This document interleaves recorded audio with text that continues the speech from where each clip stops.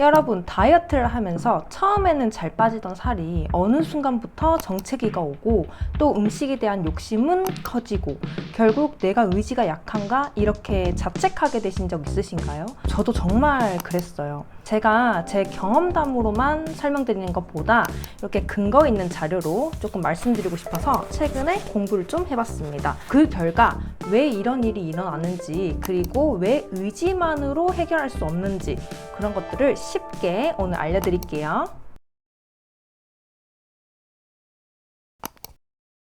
우리가 다이어트를 할 때 덜 먹고 더 움직이면 살이 잘 빠진다, 이런 이야기를 많이 듣잖아요. 그런데 왜 어떤 사람은 1200칼로리만 먹는데도 더 이상 안 빠질까요? 몸은 음식이 부족하다라고 느끼는 순간 가장 먼저 에너지를 비축하기 시작을 합니다. 즉 기초 대사량을 가장 먼저 줄이기 시작을 해요. 그래서 같은 양을 먹더라도 점점 살이 안 빠지는 체질로 변하는 겁니다. 이걸 가장 잘 보여주는 연구가 하나 있어요. 건강한 사람들에게 오랫동안 음식 섭취 칼로리를 제한했더니 체중만 감소한 게 아니라 기초 대사량이 많이 감소했다는 사실이에요. 그리고 원래대로 칼로리를 섭취하기 시작을 했을 때는 이전보다 더 강한 식욕과 음식에 대한 갈망, 빠른 체중 증가가 나타났다고 합니다. 즉 우리 몸은 앞으로도 또 굶을지 모르니까 음식을 많이 비축해두자 라고 반응하는 걸 보여주는 사례예요. 우리 몸에는 배고픔과 포만감을 주는 호르몬이 있어요. 오늘은 딱 두 가지만 기억하시면 됩니다. 먼저 렙틴이라는 호르몬이에요. 이제 충분히 먹었습니다 라고 알려주는 포만감 호르몬입니다. 그런데 다이어트를 오래 하게 되면 지방세포가 줄고 이 렙틴이 감소하게 돼요. 다이어트를 하게 되면 배고픈 일이 많잖아요. 그 이유는 그렐린이라는 호르몬 때문입니다. 즉 다이어트를 할 때 우리가 배고프다라고 느끼는 건 몸에 당연한 일이기 때문에 너무 자책하실 필요가 없습니다. 다이어트가 끝난 뒤에 음식에 대한 갈망이 커지는 것도 이 호르몬 때문이에요. 여러분들, 배는 안 고픈데 퇴근하고 치킨, 떡볶이, 달달한 디저트 당기신 적 많으시죠? 저도 정말 많았어요. 예전에는 먹을 때마다 왜 이렇게 나는 이렇게 의지가 약하지? 이런 자책을 많이 했었거든요. 근데 지금 와서 생각을 해보니 제가 원했던 건 음식이 아니라 바로 위로였어요. 스트레스를 받으면 코르티솔이라는 호르몬이 증가하면서 고칼로리 음식이 당연히 땡긴다고 해요. 그럴 때마다 한번 질문해 보시는 것도 좋은 방법입니다. 내가 지금 정말 배가 고파서 음식이 당기는지, 아니면 내가 오늘 정말 힘들어서 그런지, 어떤 일이 있었는지 음식이랑 연관 지으면서 스스로에게 질문을 해보는 것만으로도 충동적인 식사를 줄여나가는데 좋은 방법이 될 수 있어요.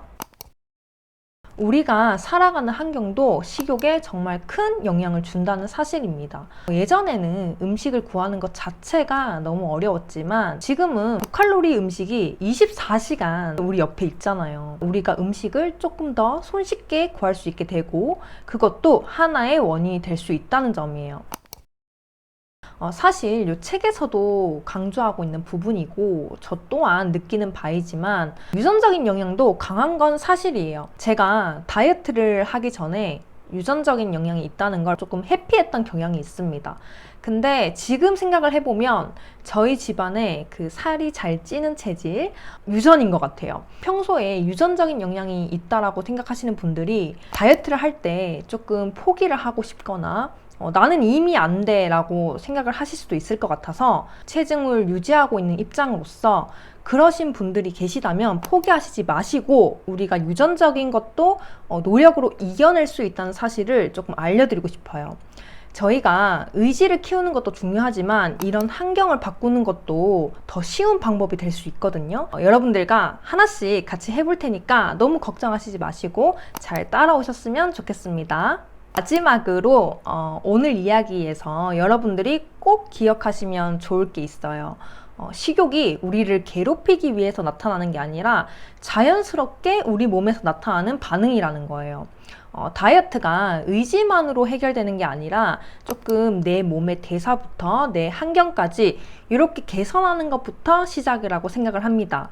다음 영상에서는 오늘 배운 내용을 조금 바탕으로 식욕을 조금 더 줄일 수 있는 그런 현실적인 방법에 대해서 한번 이야기를 같이 해볼게요. 냉장고를 정리하는 방법부터 조금 장을 보는 습관, 제가 장을 같이 볼 거예요. 그리고 현실적으로 먹을 수 있는 식단까지 여러분들과 이런 환경을 하나하나씩 같이 바꿔가 보도록 할게요. 제가 직접 일주일 먼저 실천을 해보고 여러분께 하나씩 알려드리면 여러분들이 따라오시면 너무 좋을 것 같습니다.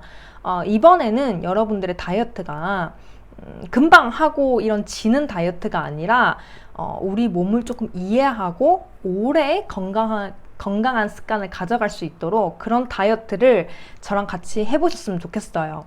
그러면 여러분 오늘도 시청해주셔서 너무너무 감사하고요. 좋은 영상으로 들고 올게요.